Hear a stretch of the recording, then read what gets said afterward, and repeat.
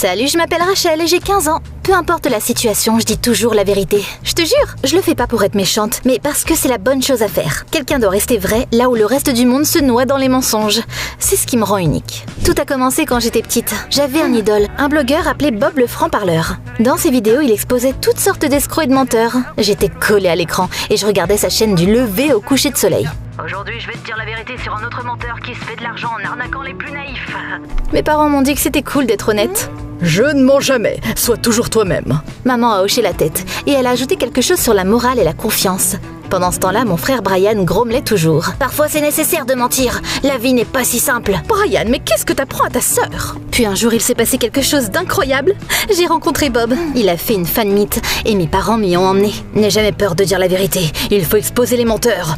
Le monde a besoin de personnes courageuses comme toi. Ces mots sont restés dans ma tête. À partir de ce moment-là, je me suis promis de vivre une vie honnête, toujours, quoi qu'il arrive. Au début, mes parents aimaient bien ça. Ils m'appelaient leur petit détecteur de mensonges et rigolaient à chaque fois que je disais quelque chose d'honnête. Papa a dit qu'il suivait un régime, mais je l'ai vu prendre une barre de chocolat dans le placard. Oh, tu l'as eu. C'était une expérience pour la science. Un jour, ma mère et moi sommes allés au supermarché ensemble. Vos dents sont si tordues. Elles vous gênent quand vous souriez? Le sourire a disparu du visage de la caissière et maman est devenue rouge. Maman dit toujours qu'il vaut mieux dire la vérité que de flatter. Mais après mes 15 ans, plus personne ne semblait trouver mon honnêteté mignonne. Pourquoi? Parce que les gens mentent tout le temps et ils n'aiment pas être pris en flagrant délit. Ma mère mettait du rouge à lèvres en conduisant. C'est tellement dangereux.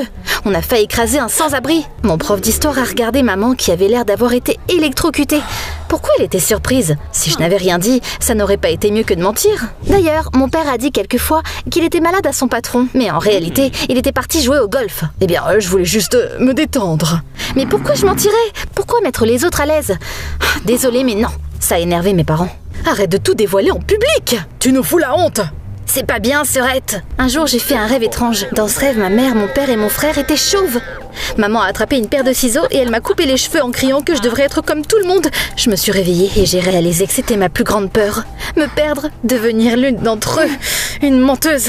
J'ai décidé de ne plus me taire. J'ai donc créé un blog sur les réseaux sociaux et j'ai commencé à poster des vidéos. Je m'appelais Rachel la franc-parleuse. Prenons mon camarade de classe Rick. Il se vantait toujours d'être naturellement doué, alors qu'il ne faisait que copier les réponses de son téléphone. Je l'ai filmé, puis j'ai posté la vidéo. Regardez, c'est comme ça que Rick est devenu un élève si excellent. Tout le monde a vu cette vidéo. Notre prof a demandé à Rick de repasser tous les tests. Il le méritait.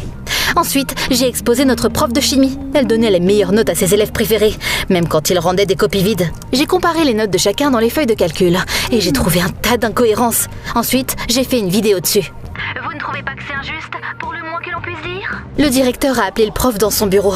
Quand je marchais dans l'école, j'avais l'impression que je faisais quelque chose de vraiment important. Parce que je n'étais pas juste une étudiante. Je me battais pour la vérité. Et ce n'était que le début. Le monde autour de moi suppliait littéralement d'être exposé. Par exemple, notre voisine Madame Larson collectait de l'argent, soi-disant pour le traitement de son chien. Elle a accroché un tas d'affiches tristes avec des photos mignonnes. Mais là, je l'ai vue sortir d'un salon de beauté avec d'énormes ongles et aller dans un spa avec un smoothie à la main. D'accord, attends, quelque chose ne va pas ici. J'ai trouvé des reçus dans sa poubelle. Elle avait payé pour une manucure, un massage, un café, mais pas de traitement pour chien. J'ai pris des photos de tout, puis j'ai fait une vidéo l'exposant. Rien que des mensonges. Où est passé l'argent, Madame Larson? Une semaine plus tard, elle est partie voir tous ses voisins d'un air coupable et leur a rendu leur argent. Je me tenais sur le porche, me sentant victorieuse. Puis, j'ai décidé de m'occuper de notre rue. On aurait dit qu'un tsunami était passé par là. Nid de poule, bouh, et personne ne faisait rien. J'ai ouvert le site de la mairie et j'ai trouvé des documents intéressants. Apparemment, le maire Stapleton avait reçu une subvention pour la rénovation de notre rue il y a 6 mois. Intéressant, n'est-ce pas? J'ai fait une autre vidéo. Où est l'argent, Stapleton? Le lendemain, les ouvriers sont arrivés avec l'équipement pour réparer la route. Chaque fois que le maire me voyait après ça, il se détournait immédiatement. Un jour, j'ai vu quelque chose qui m'a vraiment énervée. J'ai remarqué que mon camarade de classe, James, disparaissait souvent juste après les cours. Je l'ai suivi et là, je l'ai vu voler de la nourriture à la cantine. J'ai pris mon téléphone, j'ai tout filmé et je l'ai posté. Un élève de notre école vole de la nourriture à ses camarades de classe. Le lendemain, James est venu me voir. T'aurais pu au moins me demander pourquoi je fais ça. Je n'ai jamais rien volé. Pourquoi tu te cachais alors? Mais il est parti sans un mot. Peut-être qu'il ne mentait pas, mais d'un autre côté, il avait pris de la nourriture en secret. C'est bizarre, non?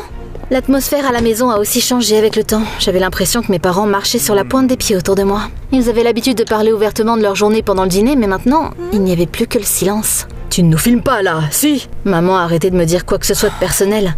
Même Brian a commencé à cacher son écran de téléphone quand j'étais pas loin et il ne voulait pas me laisser entrer dans sa chambre. Au moment où j'entrais dans une salle de cours à l'école, le silence tombait sur la pièce. J'étais contente, je me disais ça y est, victoire, ils ne mentent plus. Mais là, quelque chose s'est mal passé. Je ne trouvais plus rien d'intéressant, rien ne semblait suspect, comme si le monde entier faisait profil bas. Personne ne faisait des bêtises, personne ne mentait et je m'ennuyais. Je restais assise là, mon téléphone dans mes mains pendant des heures à essayer de trouver une nouvelle idée de vidéo. Puis j'ai commencé à remarquer des petites choses. Un de mes camarades de classe a jeté un emballage dans une poubelle mais l'a raté. C'est la force de l'habitude qui m'a fait allumer la caméra. C'est comme ça que les catastrophes environnementales commencent. Quelques jours plus tard, j'ai vu notre prof de physique tenir la porte de notre prof d'histoire en sortant de l'école. Une romance sur le lieu de travail? Nos enseignants trompent-ils leur famille? Sue, une fille d'une autre classe, a oublié sa boîte à lunch sur un banc. Sue se moque des affamés. On pourrait croire que j'étais trop dure, mais j'avais plein de likes et de soutien dans les commentaires. Tu fais en sorte qu'ils sont sur leur garde. Ça, c'est du courage. Continue comme ça. J'ai eu mes premiers fans et je me sentais unique et spéciale. Mais là, il s'est passé quelque chose d'étrange.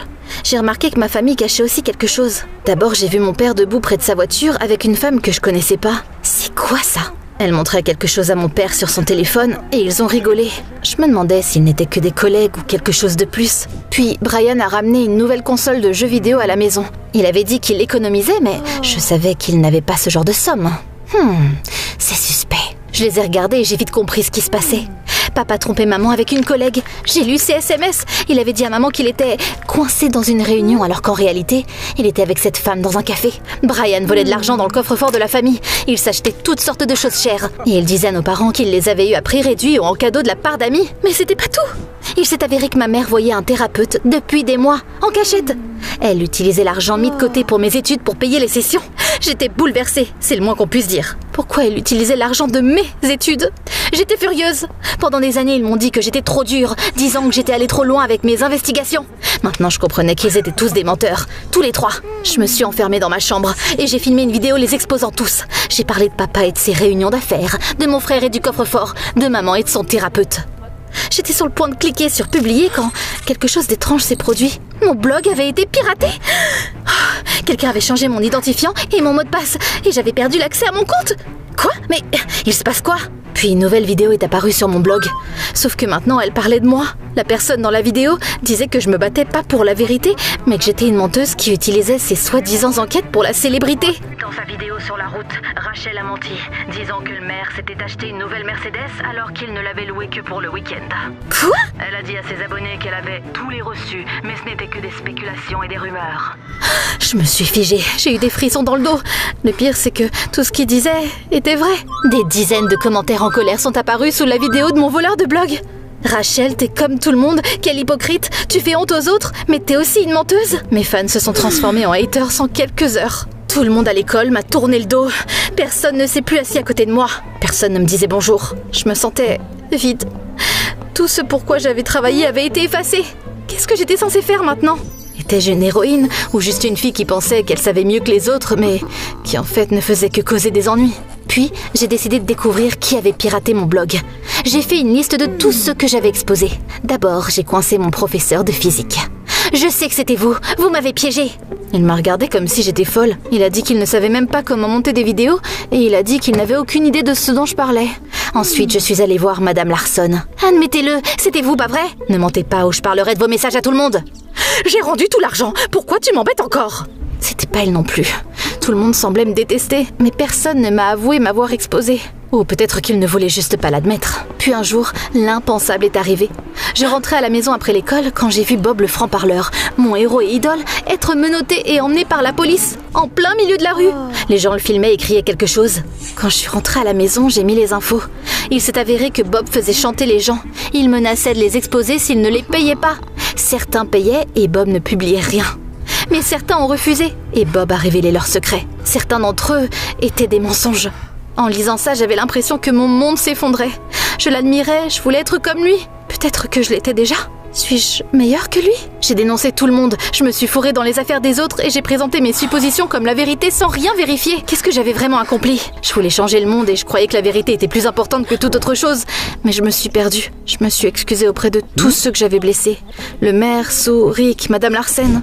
Je pensais qu'ils me pardonneraient, mais... C'est trop tard. Tu penses que ça règle tout?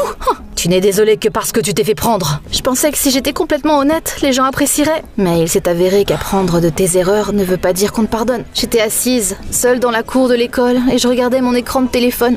Celui qui a piraté mon blog avait changé la photo de profil. J'avais l'impression d'avoir été complètement effacée. Puis James est venu vers moi. Le même James que j'avais accusé d'avoir volé de la nourriture à la cafétéria. C'était moi. Quoi ? J'ai piraté ton blog et j'ai posté cette vidéo sur toi. Celui qui t'a dénoncé, c'était moi. Pour être honnête, je voulais vraiment le gifler. T'es cinglé, mais pourquoi ? Tout s'est effondré à cause de toi. Parce que tu m'as déjà accusé de mentir sans même me demander pourquoi je le faisais. Alors, pourquoi ? Je ne prenais pas cette nourriture pour moi. Je le donnais au vieil homme qui vit près de l'arrêt de bus. Il est sans abri, il mourrait de faim. Je n'avais pas d'argent à lui donner. Mais je pouvais pas juste le laisser comme ça. Si j'avais dit à quelqu'un que j'apportais de la nourriture à un sans-abri vivant près de l'école, il l'aurait chassé. La vérité m'a époustouflée. J'ai menti pour qu'il n'ait pas d'ennui, mais t'as posté une vidéo qui me fait passer pour un petit escroc. T'étais tellement convaincu d'avoir raison que t'as même pas pensé à me demander une explication. Eh bien, je voulais te montrer ce que c'est que d'être jugé hors contexte. Je ne savais pas quoi dire.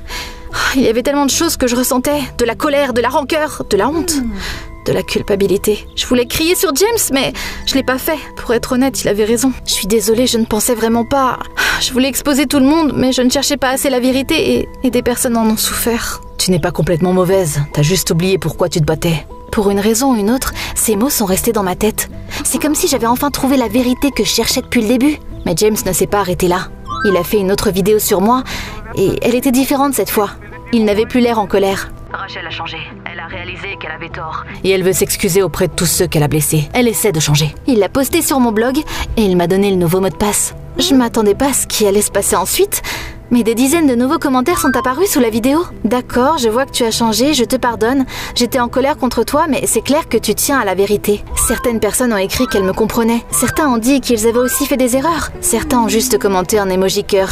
Les choses se sont améliorées et j'avais l'impression de pouvoir respirer à nouveau. Mais ensuite... Un soir, mes parents ont trouvé la vidéo sur les secrets de famille. J'avais l'intention de le supprimer, mais maintenant, il était trop tard. D'abord, ils ont parlé à huis clos, puis j'ai entendu crier. Papa a fait ses valises, maman pleurait, et mon frère a dit qu'il n'allait pas s'excuser. Je demande le divorce. On aurait dû le faire il y a longtemps. Je pars d'ici. Je pensais qu'il parlerait et se pardonnerait, mais pas du tout. Papa est parti, mon frère aussi. Il a dit qu'il resterait chez des amis. C'était un adulte maintenant, personne pouvait l'arrêter. Il n'y avait que moi et ma mère après ça. On ne s'est pas disputé, mais on ne se parlait plus comme on pouvait le faire avant. Tu sais, parfois le silence en dit plus que les mots. Maman n'était pas énervée contre moi, elle était tout simplement fatiguée, comme moi. Sans cette vidéo... S'il n'y avait pas eu ça, il se serait passé autre chose de toute façon. La vérité serait arrivée d'une manière ou d'une autre. Peut-être que les choses auraient été encore pires. J'étais d'accord avec elle, mais ça ne m'a pas fait me sentir mieux. J'avais l'impression que ma quête de la vérité avait tout gâché. Ce soir-là, j'ai allumé la caméra et j'ai filmé ma dernière vidéo. Je sais que j'ai commencé tout ça. Je voulais être une héroïne. Je pensais que dire la vérité était toujours la bonne chose à faire, mais j'avais tort. La vérité n'est pas mauvaise, elle n'est pas bonne non plus. Ce n'est qu'un outil, comme un marteau. On peut l'utiliser pour construire une maison ou casser une fenêtre. Tout dépend qui la manie. C'est ma dernière vidéo. Voilà ce que j'ai réalisé. Il est important de dire la vérité, mais il faut le faire pour s'améliorer. Améliorer le monde et améliorer ses relations. Guérir et ne pas blesser ou se sentir supérieur. Je suis la preuve que le karma est réel. Je sais que j'ai blessé beaucoup de gens. Je suis excitée auprès d'eux, mais certaines choses ont été perdues à jamais. Comme ma famille. Maman a dit que ce qui s'est passé n'était pas de ma faute et que tout se serait effondré de toute façon. Mais je m'en veux. T'en penses quoi, toi ? Est-ce que je suis à blâmer pour tout ça ou non ?